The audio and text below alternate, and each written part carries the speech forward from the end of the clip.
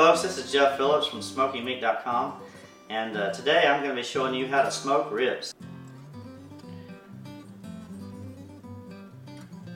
First thing we're going to do is these are some baby backs I got from a local grocery store. Nothing special. The first thing we're going to do is I'm going to flip them over. We're going to get that membrane off the back. If you don't know what the membrane is, it's just a plastic-like material that covers the bones, and I like to take it off. I feel like it helps the smoke to get to the ribs better, and that's what we're all about.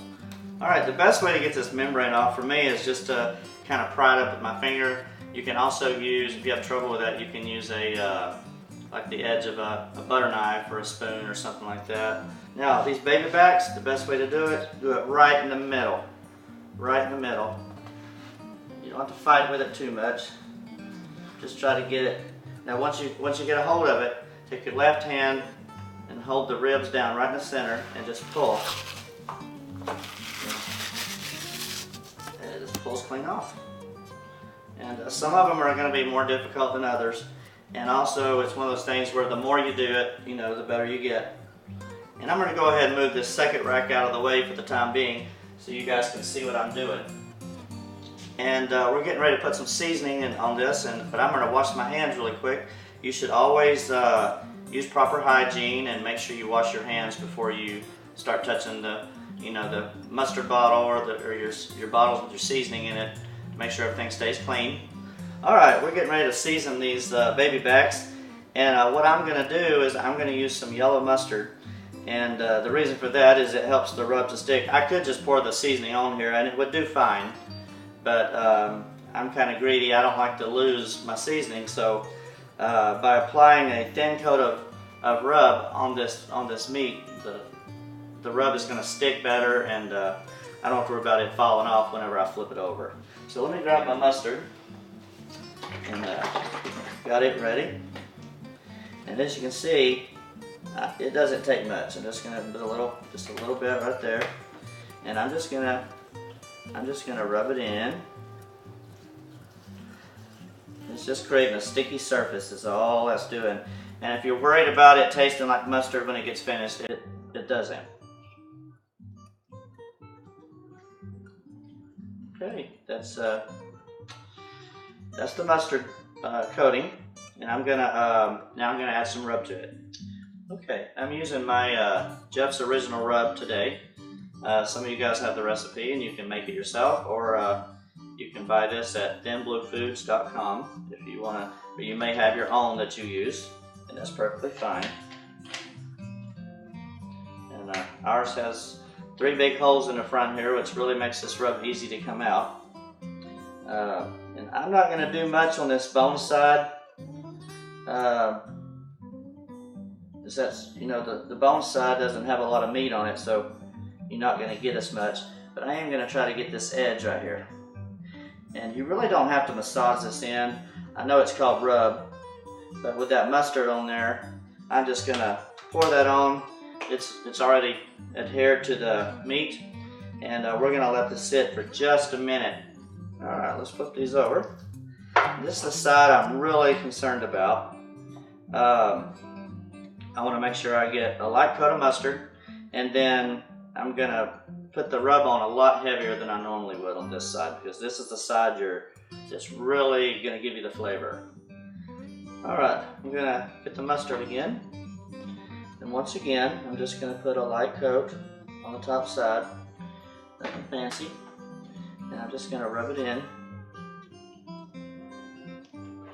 Make sure I get a good coat. I want that rub to stick really good and not fall off. I'm going to add some rub to the top of this. And like I said, this is really important that you get a really good coating. You may be like, man, you're adding a whole lot of rub. But my original rub does not have a lot of salt in it like a lot of rubs do. And so I can add a ton of this stuff and get a ton of flavor, and it's going to create that really beautiful bark. And I don't have to worry about it being overly salty. So that's good right there. And we're going to leave this sitting here for just a few minutes, probably 10, 12 minutes. And when we come back, you're going to notice that this rub is going to look really wet almost. This is going to get a darker color, and that's because the little bit of salt that's in this rub is going to be pulling those juices out of the rib meat, and that's exactly what we want. And that's going to help. That's also going to work with the mustard to help the rub to stick.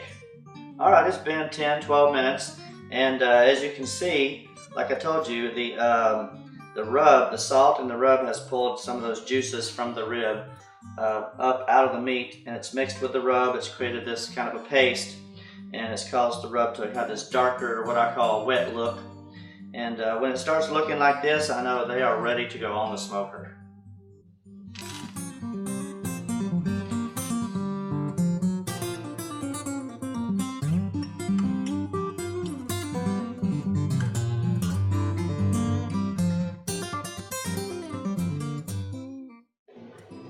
Alright, we're getting ready to put these ribs on the Rectech. This is the RT700. It's called the Bull, and this is a smoker it's the pellet smoker that I use quite often. I really enjoy using it. It's we turned it on just a little while ago, and we're up to 225 degrees. And I'm just going to simply raise the lid and lay my ribs right on the rack today.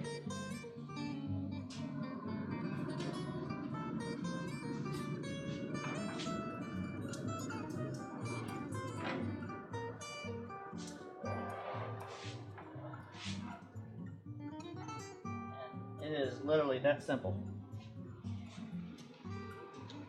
And I've placed the ribs right on the rack. I'm gonna close the lid down here, and we're gonna let these cook for about 5 hours. We'll come back and check the temperature at about hour 4.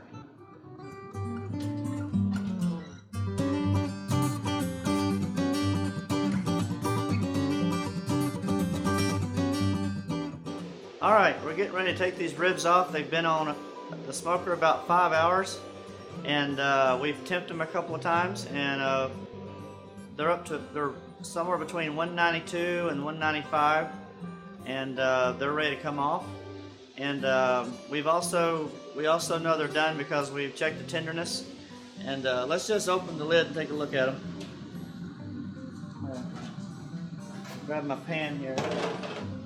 We have checked the temperature, but as you can tell, they are very tender, and they are ready to come off the grill.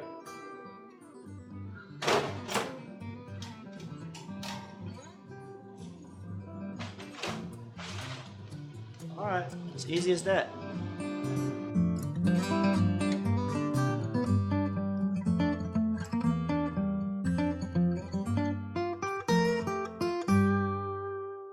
Alright, we've got the ribs in here. We're ready to cut them up. I'm going to flip them over as I usually do. That helps me to see where the bones are a lot easier. And it's just the way I do it. And I'm just going to cut right into these, and we're going to give them a try. Let's cut a few off here. Let's just look at one of them. Man. How juicy that looks. Alright, moment of truth. That is so good. I wish I could share it. Too bad. Well, that's how you, I'll eat that one later. That's how you cook ribs on the smoker. Now, once again, just to recap, these are baby backs. We took them initially. All we did was flip them over on the back side. We pulled the membrane off. We applied a little mustard. We applied a little rub on both sides. And we put them on the smoker at 225 for about 5 hours. You could go as high as 240. It wouldn't be a problem. And if you have a thermometer and you want to check the temp, you're looking at somewhere between 192 195. And if you don't have a thermometer, or you just want to check them by tenderness, you can just try to bend them. And when they get to the tenderness you like, you can take them off and eat them. And you can also check tenderness. A good indicator of tenderness, I should say, is the bones protruding out. From, the meat will shrink back from the bones, and that's a good indicator that they're getting done. Thank you for hanging out with me today as I smoked up these ribs. And if you enjoyed this video, be sure to hit the like button. And if you'd like to see more videos like this one, be sure and subscribe and hit that notification bell. And once again, this is Jeff Phillips with SmokyMeat.com, and I'll see you next time.